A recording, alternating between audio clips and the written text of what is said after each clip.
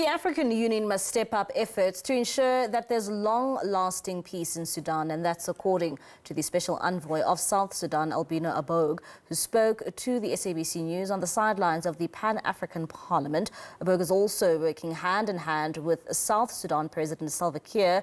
Aboug says South Sudan will always play a significant role to support Khartoum. Khayelihle Khumalo has more. The issue of peace and security is vitally important in the continent, and we're still here, the Pan-African Parliament. So as much as the MPs are talking about the acceleration of the implementation of the African Continental Free Trade Area, but something that is absolutely key will have to be stability, especially with what you have seen in Khartoum with the rival forces engaging in fighting and the civilians who are caught up in that particular conflict. So many people from Sudan as well, they've flocked to the neighboring countries like Chad and South Sudan. But joining us now is a member of parliament from South Sudan, and we're really grateful to have you, sir. Tell us about this conflict. So obviously, I mean, it's really having a massive impact in the region to countries like South Sudan. And I do believe that you work very closely with President Salva Kiir Mayardit in making sure that we see a long-lasting peace. Tell us more. Thank you very much. My name is Honorable Albino Aboug. I'm a member of the Pan-African Parliament representing South Sudan. In regard to what is going on, the infighting between the rivals, between the two generals, Mohammed Hamdan and General Burhan, it is a serious, not only for Sudan. This has to be taken very seriously, because the problem in Sudan is a problem for all the continent of Africa. South Sudan is a neighbor. We were one country with Sudan. We are very involved, very much involved. My president, President Salva Kiir, is involved in mediating between the two rivals.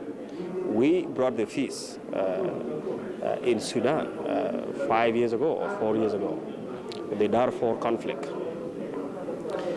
The peace and security regulation of the African Union is very, very clear. If there is a conflict in southern region, the SADC has to take care of it. If there is a problem in West Africa, this ECOWAS have to take care of it. If there is a problem in Eastern Africa, the IGAD have to take care of that. So my president had been appointed to mediate between the two, and there are others president, President Museveni and President William Ruto of Kenya. Nobody understands the issues of Sudan more than the Southern Sudanese, due to our background. Yes, what is the problem in Sudan? The problem in Sudan are the militants which were actually recruited during the time of al-Bashir, the Janjaweed, and they were used to fight the rebel in Darfur. They also were used to fight in central Sudan and others area of Sudan.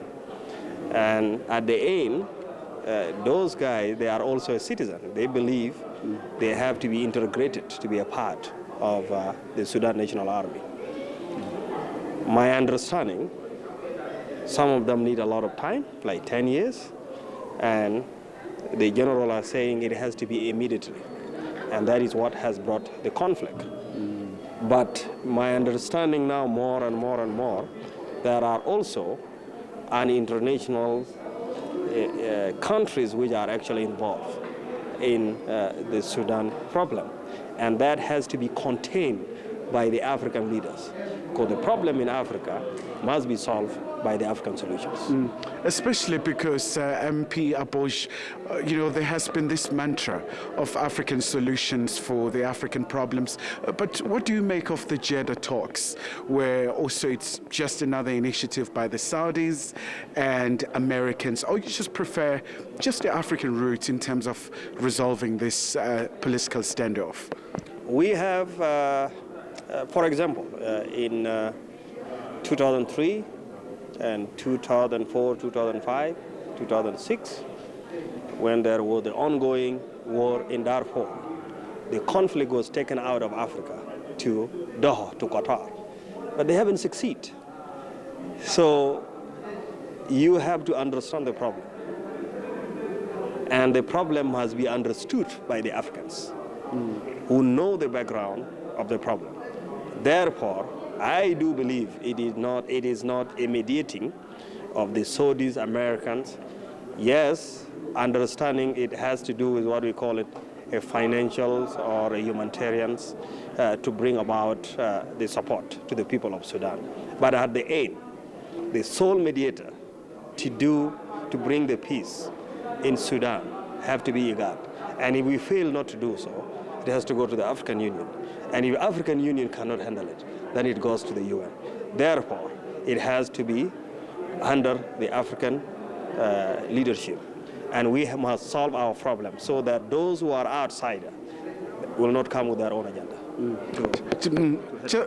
Just before we let you go, sir, is Juba coping with the flow of Sudanese? I mean, we saw the airstrikes in Khartoum and many other cities, you know, really just painting a very bleak picture about the state of affairs in Sudan. But is South Sudan coping with the people just flocking there?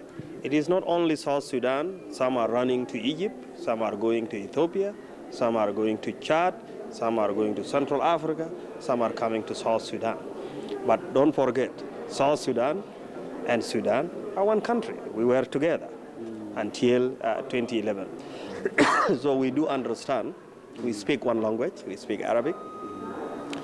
Therefore, the problem in Sudan is the problem for South Sudan. All right. Mr. Aboug, shukran. Thank you so much indeed. Of course, from South Sudan, and really just talking about some of the regional issues confronting that part of Africa, emanating, of course, from that conflict in Sudan, in Khartoum. Khayelihle Khumalo, SABC News, Johannesburg.